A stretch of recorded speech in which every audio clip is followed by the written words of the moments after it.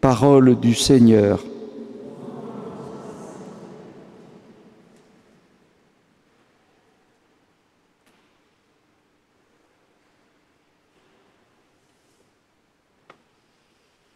Alléluia.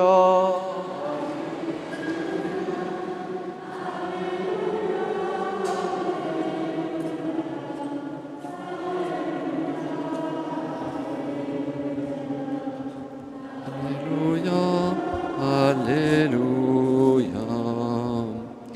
Par l'annonce de l'Évangile, Dieu nous appelle à partager la gloire de notre Seigneur Jésus-Christ. Alléluia, Alléluia, Alléluia, Alléluia, Alléluia, Alléluia, Alléluia, Alléluia. Le Seigneur soit avec vous.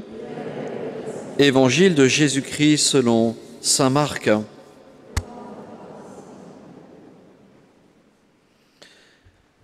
En ce temps-là, Jésus traversait la Galilée avec ses disciples. Il ne voulait pas qu'on le sache, car il enseignait ses disciples en leur disant « Le Fils de l'homme est livré aux mains des hommes. Ils le tueront.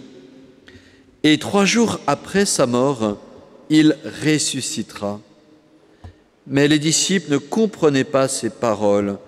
Ils avaient peur de l'interroger. Ils arrivèrent à Capharnaüm, et une fois à la maison, Jésus leur demanda « De quoi discutiez-vous en chemin ?»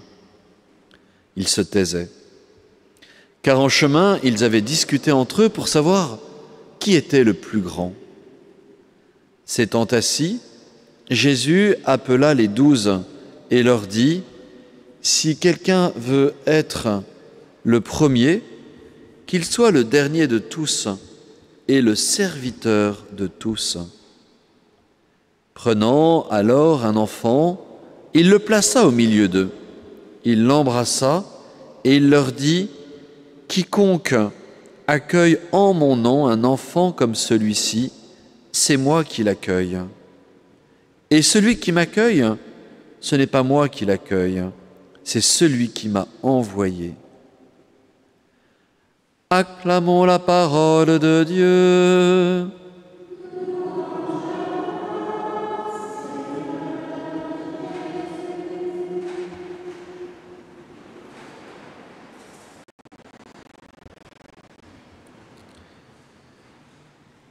Étonnant passage d'évangile où tout commence par une sorte de murmure entre les disciples avec cette question « Qui est le plus grand d'entre nous ?»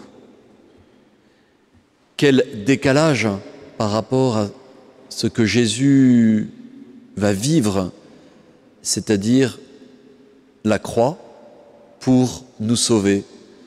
D'un côté, des considérations au fond de pouvoir, de gloire, de désir, de considération, de valorisation, de mondanité, et de l'autre, cette vocation du Christ de venir jusqu'à la croix. Et puis, dans un deuxième temps, voilà que Jésus prend un enfant qu'il place au milieu d'eux. Quiconque accueille en mon nom un enfant comme celui-ci, c'est moi qui l'accueille. Qu'est-ce que l'âge de l'enfance nous dit? Au fond, chacun d'entre nous, nous avons traversé cette étape de l'enfance, et Jésus aussi. Jésus a été un enfant, donc tout ce qu'il dit, il l'a traversé lui-même. Un enfant n'est pas épargné par le péché. Je me souviens moi-même, quand j'étais enfant, j'avais un frère qui me suivait, et quand il y avait la distribution des cadeaux de Noël, j'avais toujours l'impression que mon frère avait des plus beaux jouets que moi.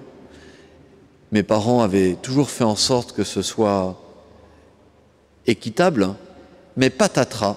Il y avait dans mon cœur, comme j'étais l'aîné, une sorte de jalousie parce que je n'avais pas tout pour moi et je partageais, et je devais partager. Ce qui nous montre bien que dans le cœur de l'enfant, dans l'enfance, malheureusement, il y a déjà placé ce que saint Paul rappelle ou saint Jacques rappelle, la concupiscence, le désir. C'est malheureusement très profond et cela apparaît très vite quand nous sommes déjà enfants. Jalousie, rivalité qui mène au désordre et à toutes sortes d'actions malfaisantes. Alors pourquoi Jésus prend-il un enfant? Parce que ce qui caractérise l'enfance, c'est la dépendance. Enfant, on dépend. On dépend de ses parents, on dépend de ses grands-parents, on dépend des autres. Et donc quand Jésus nous dit « mais regardez cet enfant », quand Jésus embrasse cet enfant, quand Jésus appelle à accueillir un enfant, c'est retrouver non pas nos désirs d'avoir ce que nous n'avons pas, nos jouets, les jouets des autres, mais retrouver cette dépendance, cette innocence. J'aime mon papa, j'aime ma maman, j'ai besoin d'eux, je leur demande. Ce que Jésus nous propose, c'est non pas de devenir infantile, de jouer au Lego dans cette église, mais de devenir enfant au sens d'un cœur qui reconnaît Dieu, qui reconnaît le Christ, qui reconnaît notre besoin de Dieu. Quiconque accueille en mon nom un enfant comme celui-ci, c'est moi qui l'accueille.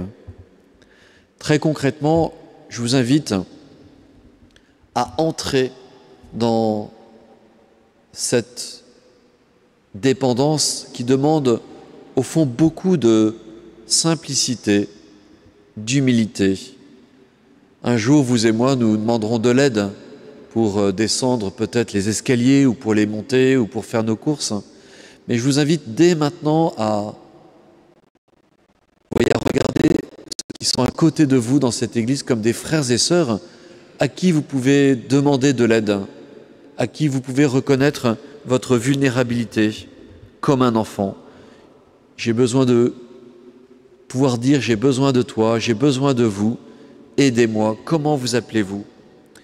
Voilà, demandons au Seigneur que nous soyons habités non pas par, vous voyez, ces désirs de vaine gloire, ces désirs de compétition, mais ce désir au fond de vraie fraternité qui reconnaît l'autre comme quelqu'un qui est mon frère, qui peut m'aider et à qui je peux apporter mon aide.